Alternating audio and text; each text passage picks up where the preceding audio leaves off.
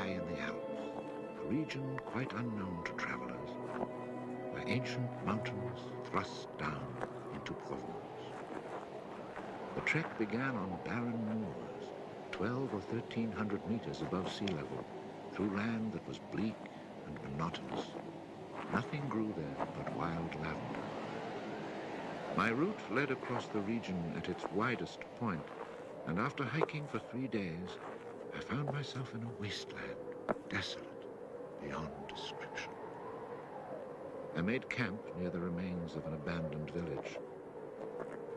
The day before, my water supply had run out and I had to find some. The cluster of houses, although they were in ruins, reminding me of an old wasp's nest, made me think that once there must have been a fountain, or perhaps a well.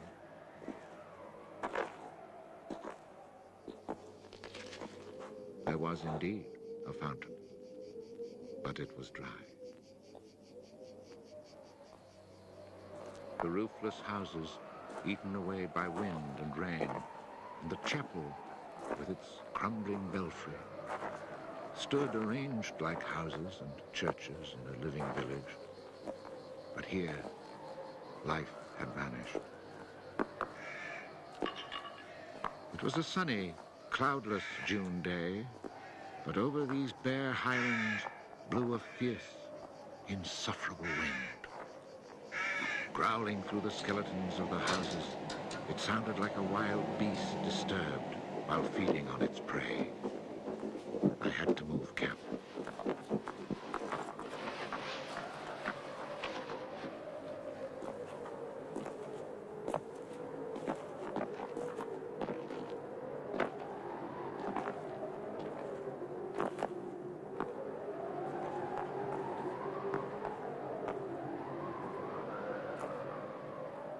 After 5 hours of walking, I still had found no water, and I could see nothing that gave me hope of finding any. Everywhere, I came upon the same drought, the same coarse weeds.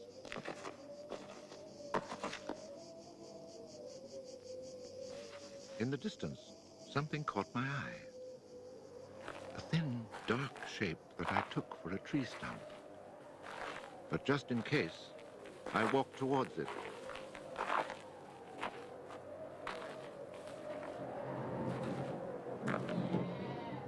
It was a shepherd, and beside him, resting on the burning ground, lay about 30 sheep.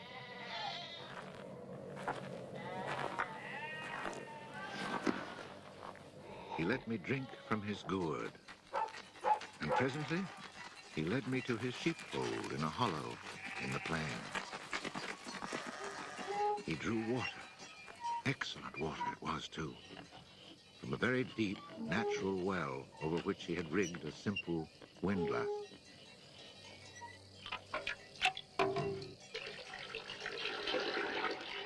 The man spoke very little, often the way with people who live alone, but he appeared sure of himself and confident in his assurance. It all seemed somehow strange in this barren land. He lived not in a hut, but in a real house, a stone house, whose walls clearly showed how his own labor had repaired the ruin it had once been. Its roof was solid and strong, and the wind on its tiles sounded like the sea upon the seashore. Inside, it was neat and tidy, dishes washed, floor swept, shotgun oiled. His soup simmered over the fire. And I noticed that he was freshly shaved, that all his buttons were firmly sewed on, and that his clothes were darned with that meticulous care which makes the mend invisible. He shared his soup with me.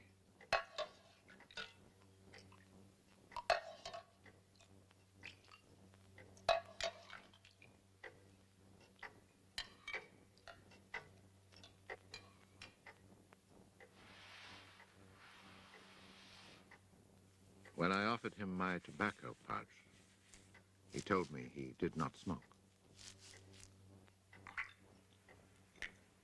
dog, silent like his master, was friendly without fawning.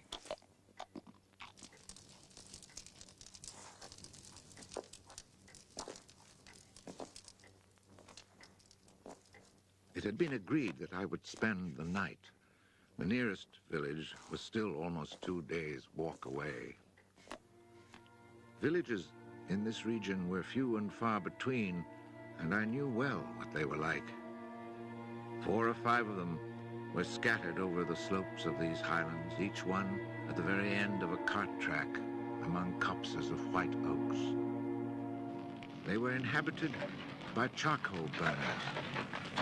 The living was poor, and families huddled together in a climate very harsh both in summer and winter found their struggle for survival made more bitter by their isolation. There was no relief. Their constant longing to escape became a crazy ambition. Endlessly the men carted their charcoal to town, then returned home. Even the most stable characters crack under the constant grind. The women seethed with resentment. There was rivalry in everything. The sale of charcoal and the church pew. They were rivals in virtue and rivals in vice. And the battle royal between vice and virtue raged incessantly. And always there was the wind. The ever-present wind constantly grating on the nerves. There were epidemics of suicide and many cases of madness, nearly always ending in murder.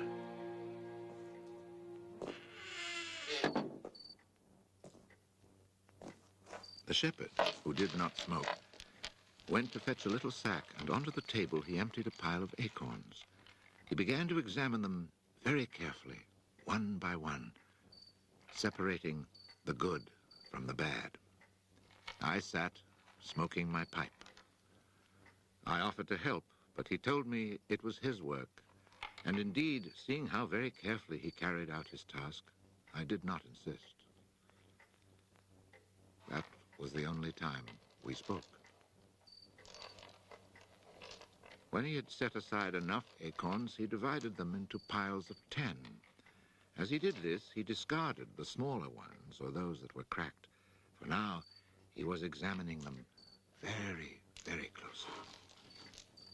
When finally there lay before him 100 perfect acorns, he stopped, and we went to our beds.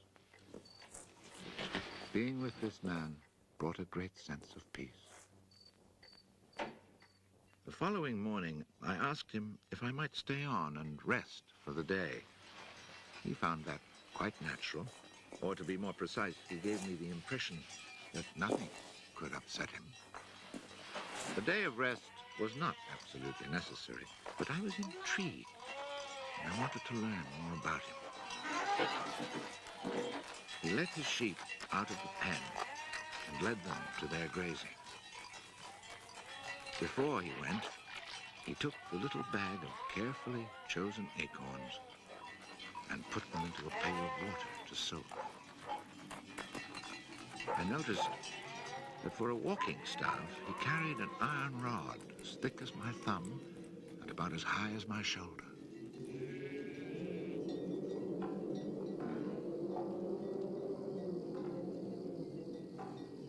Pretending to take a leisurely stroll, I followed him at a distance, but keeping on a parallel path with him. The pasture for his sheep was down in a dell. Leaving his dog in charge of the little flock, he began to climb towards me where I was standing. I feared he was coming to reproach me. Not at all. It happened to be on his way, and he invited me to go with him if I had nothing better to do. He was going a little farther on, to the top of the hill.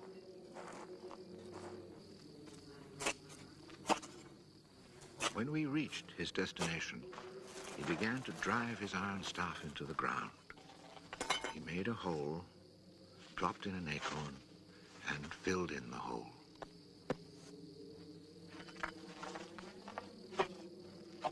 He was planting oak trees. I asked him if he owned the land. He said no, Did he know who owned it? He did not. He thought it was common land, parish property, or perhaps it belonged to people who did not care about it. That did not concern him. So with infinite care, he planted his 100 acorns. After the midday meal, he began to sort out more of his acorns. I suppose I must have been quite insistent with my questions, because he answered me. For 3 years, he had been planting trees in that desolate country. He had planted 100,000. Of the 100,000, 20,000 had come up. Of these, he still expected to lose half, either to rodents or to any of the unpredictable things which only Providence can account for. That left 10,000 oaks to grow on this tract of land where before there was nothing. It was then that I wondered about the man's age. He was clearly more than 50. 55, he told me. His name was Elzéar Bouffier. He had owned a farm down in the lowlands. It had been his life. He had lost his only son, and then his wife, and had withdrawn into this solitude where he was content to live quietly with his lambs and his dog. It was his opinion that the land was dying for lack of trees. He added that having nothing very important to do himself, he had resolved to remedy this state of affairs. I was young and only thought of the future as it affected me and my search for happiness. So I told him that in 30 years, those 10,000 oaks would be magnificent. He answered quite simply that if God granted him life, in 30 years he would have planted so many more that these 10,000 would be like a drop of water in the sea. Already he was studying the growth of beech trees and had a nursery full of seedlings grown from beech nuts. They're quite beautiful. He was also thinking of birches for the dales, where he told me there was moisture just below the surface of the soil. The next day, we parted. The following year came the First World War, in which I was engaged for 5 years. An infantryman was hardly likely to have trees on his mind.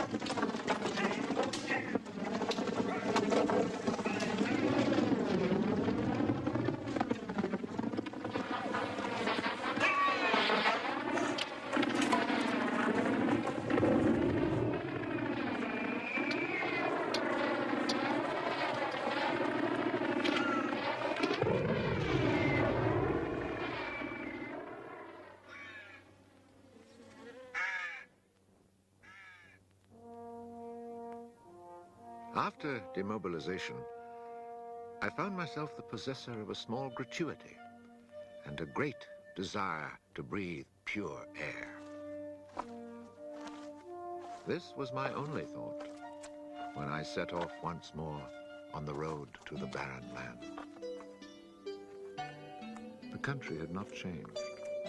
However, in the distance, beyond the deserted village, I noticed a sort of grayish mist that lay on the hilltops like a carpet. The shepherd who planted trees had been in my mind since the day before. 10,000 oak trees, I thought to myself, really need a lot of space. I had seen so many people die in those 5 years, it was easy to imagine that Elzéar Bouffier, too, was dead, especially since at 20, we think of men of 50 as ancient with nothing left to do but die.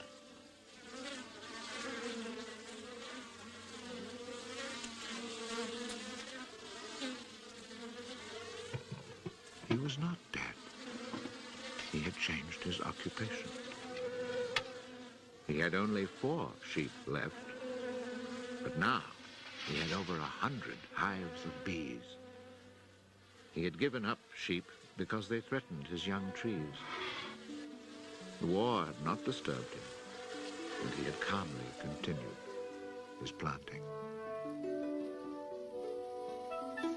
The oaks of 1910 were now 10 years old and taller than either of us. It was such an impressive sight, I was struck dumb. And as he never said a word, we spent the whole day in silence, walking through his forest. It was in 3 sections and measured 11 kilometers long and 3 kilometers at its widest. When I reminded myself that all this was the work of the hand and soul of one man with no mechanical help, it seemed to me that men could be as effective as God in tasks other than destruction. He had followed his dream, and beech trees as high as my shoulder, stretching as far as the eye could see, were witness to it. The oaks were strong and past being at the mercy of rodents. As for Providence, she would have needed a cyclone to destroy this creation of man.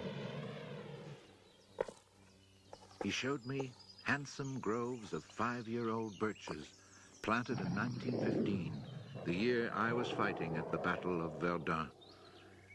He had set them out in all the hollows where he guessed, and rightly, there was moisture near the surface. They were like young children, tender yet firm and confident. And creation, it seemed, had just followed in a natural sequence. He hadn't worried about it. Resolutely, he had gone about his simple task. On the way down through the village, I saw streams flowing with water, which in living memory had always been dry. This was truly the most impressive effect of creation's natural cycle that I'd ever seen. Long ago, these brooks had been full of water.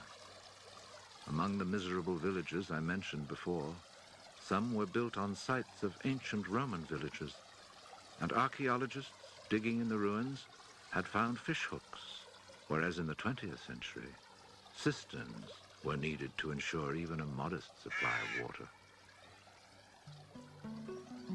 The wind had scattered seeds too, and as the water reappeared, so did willow trees, reeds, meadows, gardens, flowers, and a reason for living. But the change had come about so gradually that it was simply taken for granted. Of course, hunters who climbed these heights in search of hares and wild boar had noticed the sudden appearance of little trees, but had put it down to some caprice of nature. That is why no one had meddled with the work of the shepherd. If they had suspected it was man's work, they would have interfered. But who would even think of him? Who in the villages or among the authorities could ever have imagined such constant, magnificent generosity?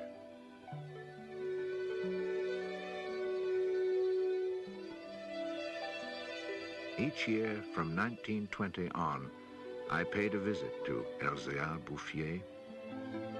I never saw him lose heart, nor was he ever deterred. And often, God knows, it must have seemed that heaven itself was against him. I never tried to imagine his frustrations, but to achieve such an end, he must have had to overcome many obstacles. For such passion to succeed, he must surely have fought and conquered despair. We must remember that this exceptional man had worked in utter solitude.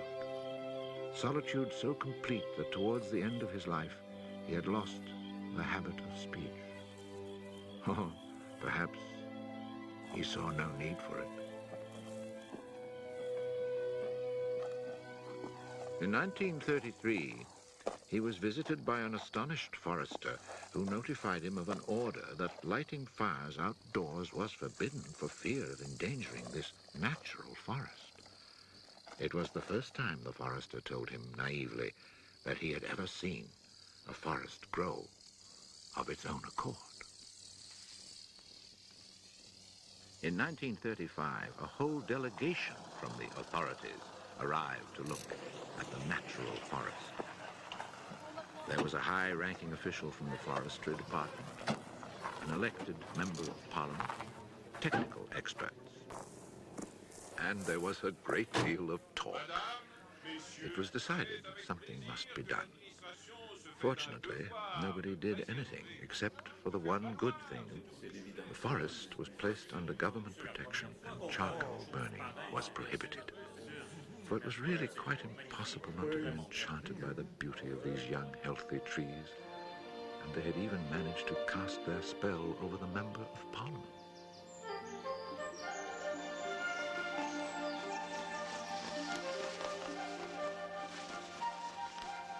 One of the senior foresters in the delegation was a friend of mine, and I explained the mystery to him. The following week, we both set out to find Elzéar Bouffier. He was hard at work, about 20 kilometers from where the official inspection had taken place. I was right about my friend the forester. He was able to appreciate all he saw. I offered the eggs I had brought as a present. We all shared our lunch and spent several hours in silent contemplation of the landscape. The slopes we had climbed on our way up were covered with tall trees 4 times our own height. I remembered how it had looked in 1913, desolate, but quiet, regular work, brisk mountain air, the simple life, and above all, peace of mind, had endowed this old man with almost awe-inspiring health. He was one of God's athletes. I wondered how many more hectares he would cover with trees. Before we took our leave, my friend made one small suggestion about the kinds of tree which seemed to suit the soil here. He did not press the point, for the simple reason, he told me afterwards, that this man knows more about it than I do.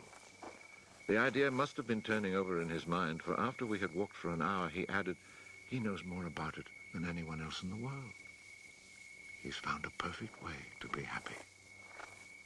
Thanks to this forester, not only the forest, but the happiness of Elzéar Bouffier were protected. The only serious danger to his work occurred during the Second World War. Cars being powered by wood-burning generators. There was never enough wood. So cutting was begun among the oaks of 1910, but they were so far from transportation routes that the whole enterprise proved financially unsound. It was abandoned.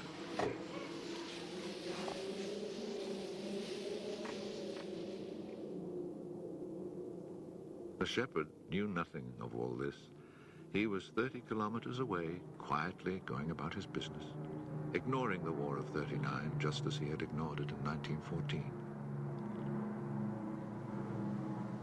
I saw Elzéar Bouffier for the last time in June 1945. He was then 87. Again I had set out on the road to those barren moors. But now, in spite of the dislocation left behind by the war, there was a bus which ran from the Durance Valley up into the mountains. I decided it must be because of this relatively speedy means of transport that I could not recognize the places where my walks used to lead me. It took the name of a village to reassure me that I really was in that region that had once been desolate and abandoned.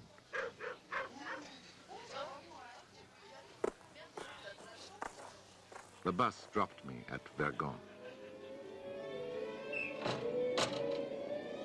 In 1913, this hamlet of no more than a dozen houses had 3 inhabitants, wild creatures who hated each other, who set snares to make a living. They were people without hope. Now everything was different, even the air itself. Instead of the harsh, dry winds of the past, there was a gentle breeze full of fragrance. From the mountain tops came a sound like rushing water. It was the wind rustling through the forest. And then, even more astonishing, I heard another sound of water. I saw that they had built a fountain that was splashing merrily. And beside it, what I found most touching, someone had planted a linden tree, the perfect symbol of rebirth.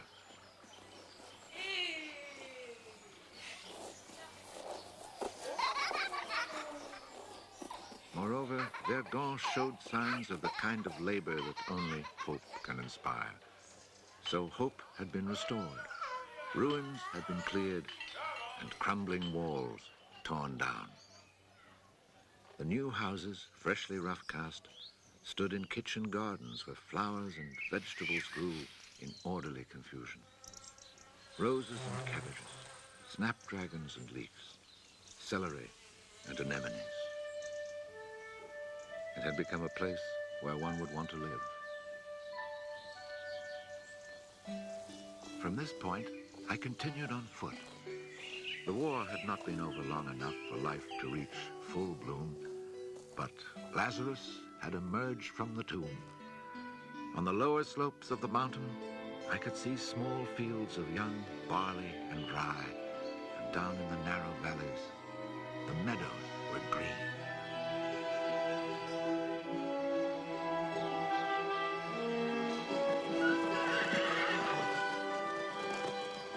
It has taken only 8 years since then for the whole countryside to glow with health and prosperity.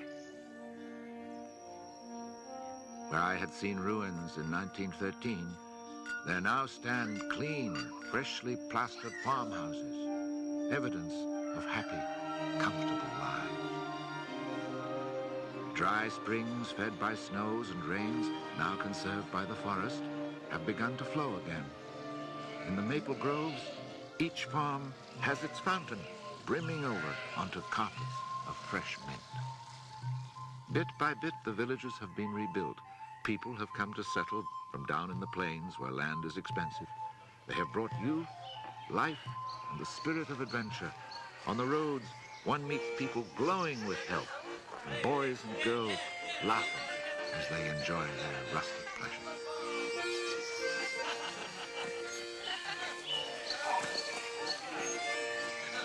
Counting those who lived here before, quite changed by their life in gentle surroundings, and including the newcomers, more than 10,000 people owe their happiness to Elzéar Bouffier. When I think that one man, one body, and one spirit was enough to turn a desert into the land of Canaan, I find after all that a man's destiny can be truly wonderful. But when I consider the passionate determination, the unfailing generosity of spirit it took to achieve this end, I'm filled with admiration for this old, unlearned peasant who was able to complete a task worthy of God. Elzéar Bouffier died peacefully in Banon in 1947.